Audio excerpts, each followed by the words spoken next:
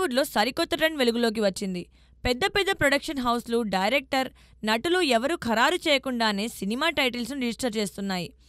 Operation Sindoor magnum, Pahalgam the horrific terror, the Pahalgam terror, Sindoor operation వంటి ఆసక్తికరమైన titles ఇప్పటికే రిజిస్టర్ అయ్యాయి.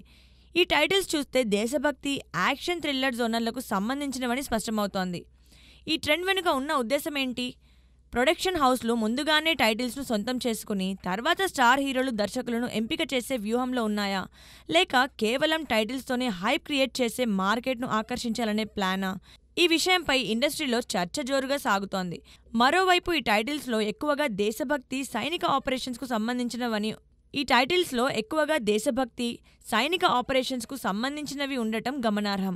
ఇటీవల కాలంలో బాలీవుడ్లో ఈ జోనర్ సినిమాలకు మంచి ఆదరణ లభిస్తుండటంతో ప్రొడక్షన్ హౌస్లు ఈ దిశగా అడుగులు వేస్తున్నాయని సమాచారం.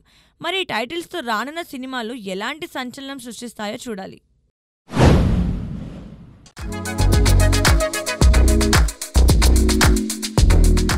పవన్ కళ్యాణ్ నటిస్తున్న ఉస్తాద్ భగత్ సింగ్ సినిమా గురించి ఆసక్తికర విషయాలు వెలుగులోకి వచ్చాయి.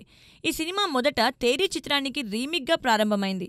కొన్ని సన్నివేశాలు కూడా చిత్రీకరణ జరిగిపోయింది. కానీ ఎన్నికల ఫలితాల తర్వాత పరిస్థితులు మారాయి. పవన్ కళ్యాణ్ స్వయంగా స్క్రిప్ట్ను పూర్తిగా మార్చాలని టీంని ఆదేశించారు. రొమాన్స్ సన్నివేశాలు, పాటలు వంటి అంశాలను తొలగించి సినిమాను పవర్ఫుల్ యాక్షన్ డ్రామాగా తీర్చిదిద్దాలని నిర్ణయించారు. దర్శకుడు హరీష్ శంకర్ ఈ కొత్త స్క్రిప్ట్తో సినిమాను ఎలా మలుస్తారనే ఉత్కంఠ అభిమానుల్లో నెలకొంది.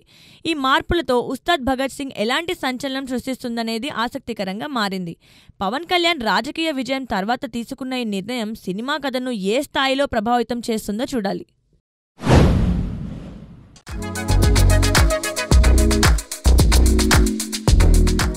జూనియర్ ఎన్టీఆర్ ప్రస్తుతం ప్రశాంత్ నీల్ దర్శకత్వంలో ఓ సినిమా షూటింగ్లో బిజీగా ఉన్నారు.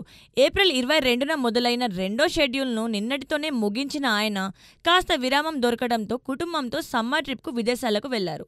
ఈ ట్రిప్కు సంబంధించిన వీడియో సోషల్ మీడియాలో వైరల్ అవుతోంది. అయితే భారత్-పాక్ మధ్య ఉద్రిక్తతల నేపథ్యంలో ఎన్టీఆర్ విదేశాలకు వెళ్లడంపై నెటిజన్లు రకరకాల కమెంట్స్ చేస్తున్నారు. మరోవైపు ఎన్టీఆర్ హృతిక్ రోషన్తో కలిసి నటించిన వార్ 2 షూటింగ్ పూర్తి చేశారు. ఈ సినిమా ఆగస్టు 14న విడుదల కాబోతుందని ప్రకటించారు. కానీ అదే రోజున రజనీకాంత్ కూలీ రిలీజ్ కావడంతో వార్ 2 వాయిదా పడుతుందనే టాక్ వినిపిస్తోంది. మే 20న ఎన్టీఆర్ పుట్టినరోజు సందర్భంగా ఫస్ట్ లుక్ లేదా టీజర్ వస్తుందని ఫ్యాన్స్ ఆశిస్తున్నారు. కానీ ఇప్పటి వరకు ఎలాంటి అప్డేట్ లేదు. ఈ సినిమా రిలీజ్పై స్పష్టత మే 20న వస్తుందా అని అభిమానులు ఎదురుచూస్తున్నారు.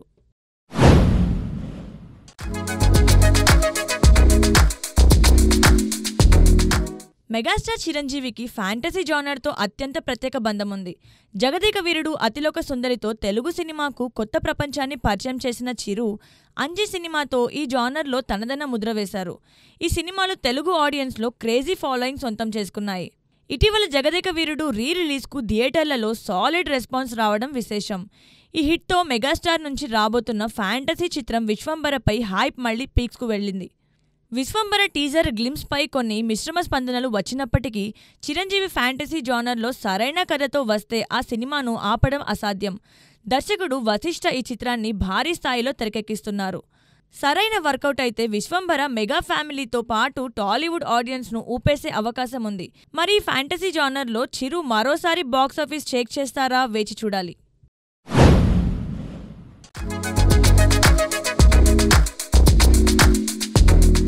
ఈ శుక్రవారం తెలుగు ప్రేక్షకులను అలరించేందుకు వచ్చిన రెండు ఎంటర్టైనర్లు బాక్సాఫీస్ వద్ద సంచలనం సృష్టిస్తున్నాయి.